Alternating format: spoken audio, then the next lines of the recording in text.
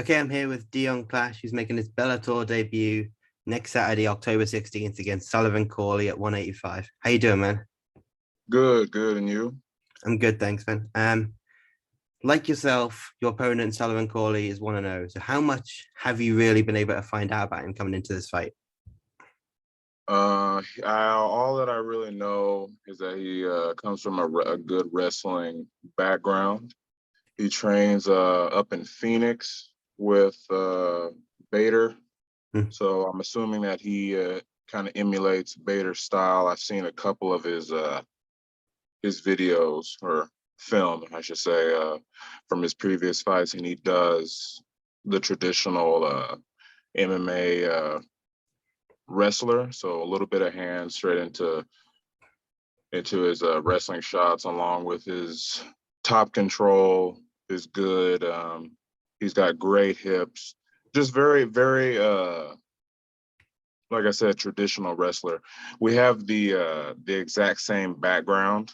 Hmm. I started MMA as a wrestler, and I only wanted to wrestle until I started to develop a stand-up, a Jiu-Jitsu type of background. I've done Muay Thai. I try to do a little bit of everything so I could mask my wrestling. Yeah. Obviously, we see your shirt there, you're known for your jiu-jitsu grappling now. Do you think him being a wrestler kind of plays into that a little bit? Yes, absolutely. Yeah, that's why I'm really excited for this fight, because not only do I get to wrestle against a wrestler, I get to use my jujitsu against a wrestler, and I've gotten lucky in a lot of my jujitsu matches. I've always been the hammer. I've always been the pressure fighter. I've always been the one that uses my wrestling more, Hmm. I guess, than my opponents. Um, I just look forward to, because when I was new to the sport, the jujitsu guys would always weather my storm. I really had no answer for it, especially with guys that like to fight off their back and they're okay with being on their back. I really had to learn that it doesn't matter how hard I shot or how heavy I was on top. The jujitsu guys will always find a opportunity or a window to just kind of make my wrestling, or just to nullify my wrestling. That's exactly what I plan on doing for this fight too, is nullifying the wrestling and imposing my own wrestling, and then switching it up to jujitsu. And I just want to be a Rubik's cube. I just want to be an issue the entire fight. So for people who maybe just know you for your grappling, how would you kind of describe the other areas of your game? Um, so if I could put it all, I guess, like what kind of style of fighter I was, I'm a pressure fighter. I love countering. I love boxing. I love the Muay Thai stand up. I like trips.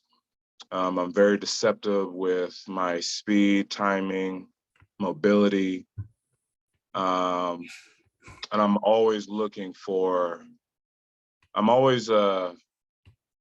planting the seed, in a sense of I'm always trying to be at least 3 to 4 steps ahead, especially when it comes to MMA. I really don't rely on strength or my power, even though that's always there just in case. Mhm. Um, but I am a chess match type of MMA athlete.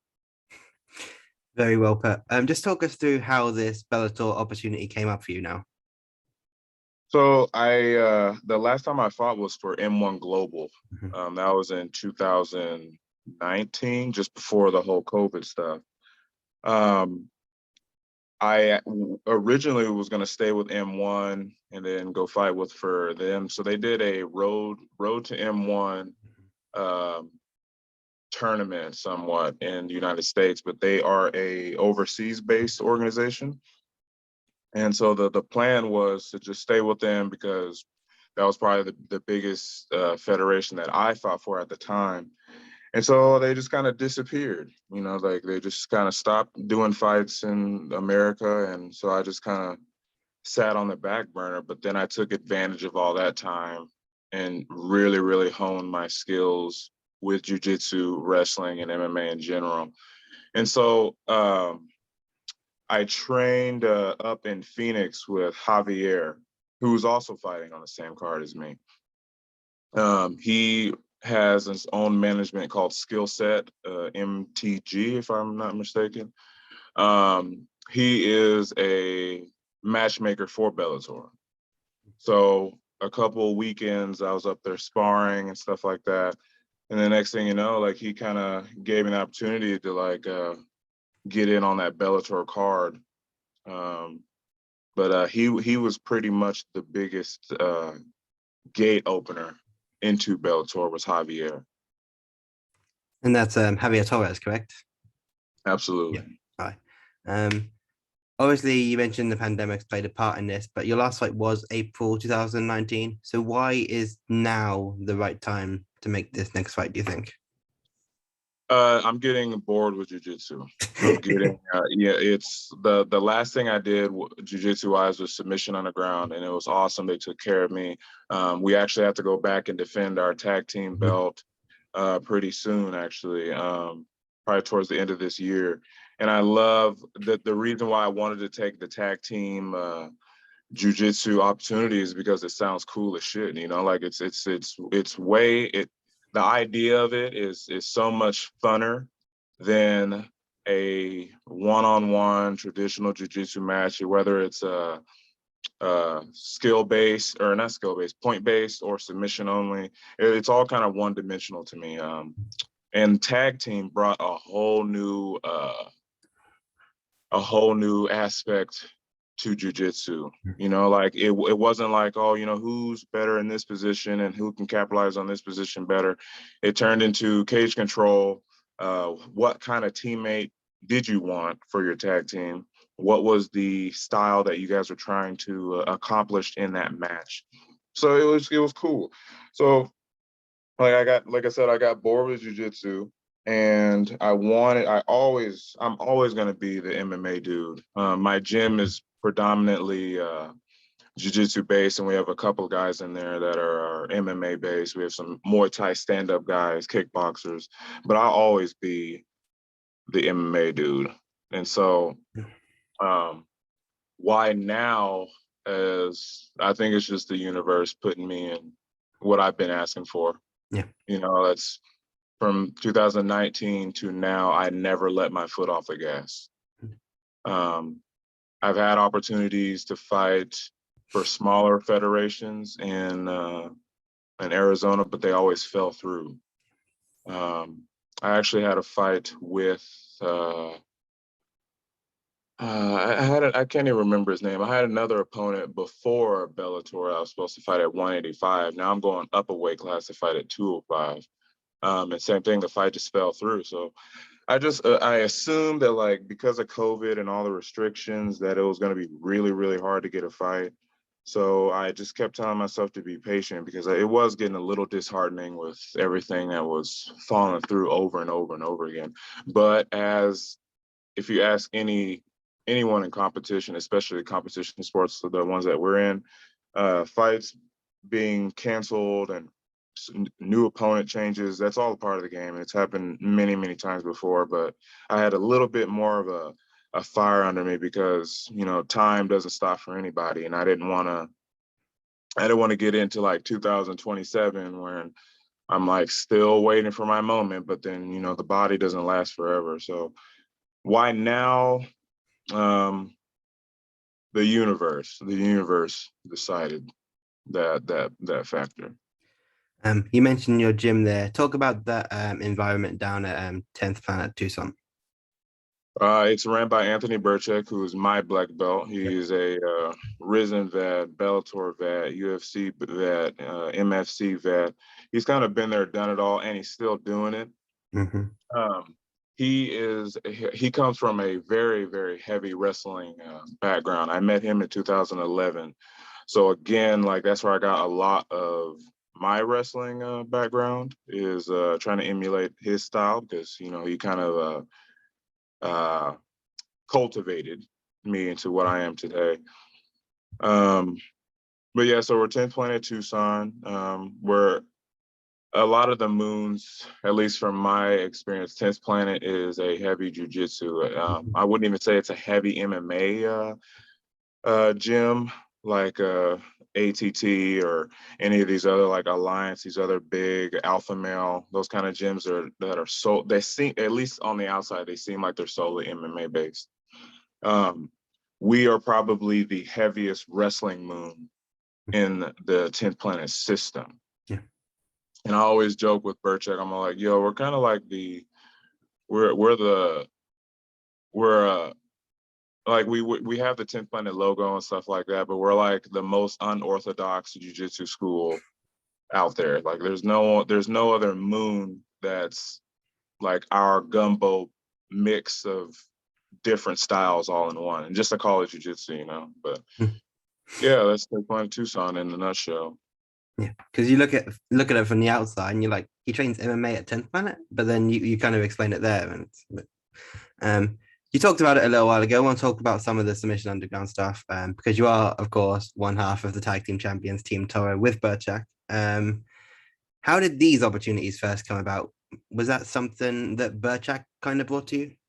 Well, Willie Otterfree is one of my very close friends. He's one of my teammates. He is also a brown belt. He competed for the tag team match. I want to say a couple months prior to me and Birchak. So he had a tag team match, and they with Michael Courier, who was also another black belt. They competed for the tag team match, or the tag team championship, I do believe. And then they lost that. And so a couple months passed. And so I DM'd Birchak, and I was like, because I've always cornered him. He's always cornered me, but we've never competed together. You know, like we've never fought on the same card, which eventually is at some point down the road, these are things that are just going to happen.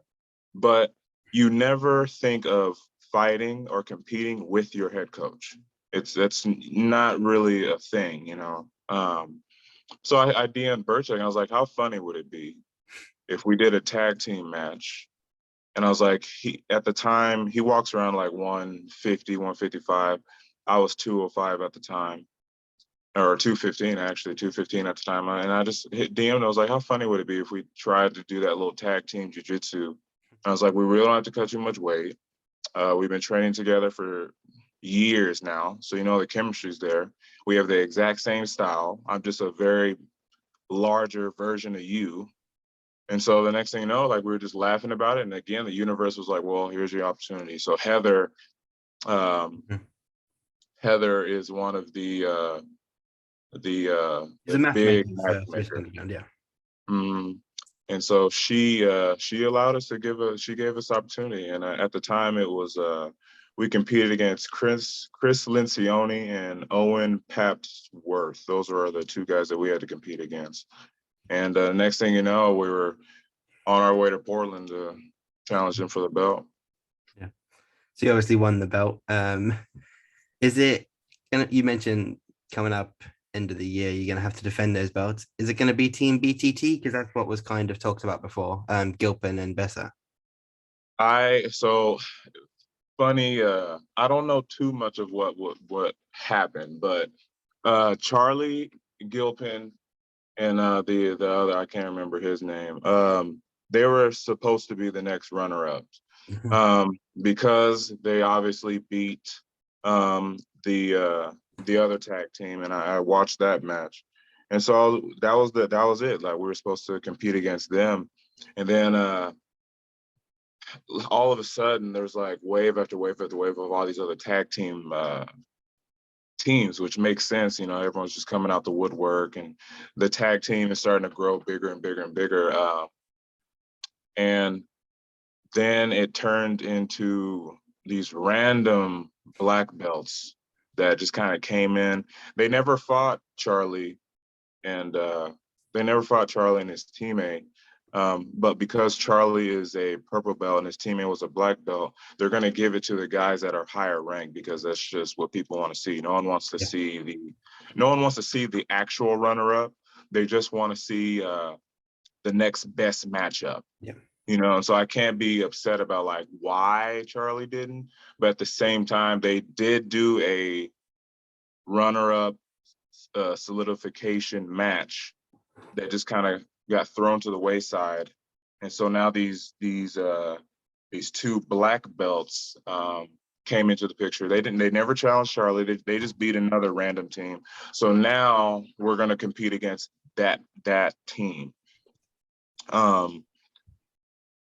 Yeah, so after we beat them, I think Charlie will then be the next opportunity, but I don't know. I don't know. There might be a brand new team of black belts that come into play, but it's good. It's good for me and Birchak. It's good for me because at the time I was a purple belt. Now I'm a brown belt. Now I'm going to be competing against black belts, and then again, it's good for my resume thrashing these black belt teams around.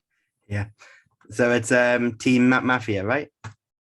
Yes. Yeah, I think so. that's because I think they were the main event of the last show. Yeah.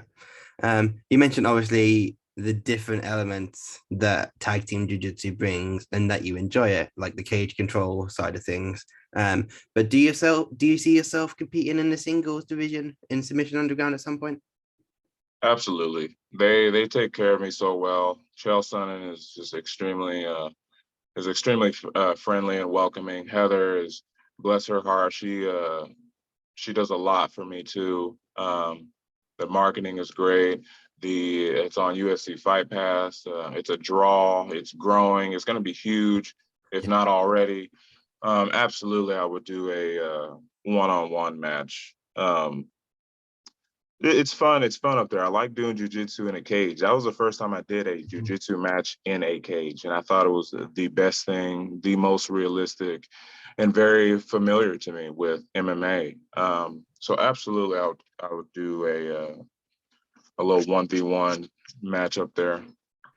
So obviously we see people like yourself who are just starting an MMA career, but then we also see bigger names like you see, like I think Carlos Condit did one, Cerrone's done it before. How beneficial do you think it is for MMA fighters to come and do some grappling in between their fights? I think it's safer on the brain. If we get into the CT stuff, it's MMA is it's a very unforgiving sport. I can't remember what video or podcast I was listening to. It was I don't know if maybe it was Donald Cerrone that was talking about how MMA will take everything from you and only give you a little bit back. You're right. It's never going to be a 50-50 thing. So I think it's important because you're not adding too much damage. There's only so much in jiu-jitsu. And like I've explained this to my students, in jiu-jitsu, I know something, I can prevent an injury by tapping, right? Because I know that's what's the end result in me being caught in a submission. But if I get hit, I have no control over if that hit was too hard, my brain's going to take over, and then you get these knockouts, right? So I'd much rather have, my elbow hyperextended than brain damage, So important for fighters doing jiu-jitsu matches in between. Absolutely, it keeps them active. It keeps the mat rust off. It's easier on the body. The weight cuts aren't that bad. And it simulates the MMA fight just without strikes, so it's sparring without strikes, I should say. But I mean, you could always do it. You could roll live at your own gym, but you're not going to get that competition mentality unless you're out there grappling. So it's extremely important. Just as we move towards the end here, just a fun one for you. If you could pick two people, MMA, grappling, whoever, to take on yourself and Birchak, who would it be? So I always I'm a super nerd, right? So like strats and team comps is like a thing that I like get super excited about. if I had to beat Deon and Birchak, it would have to be, oh God.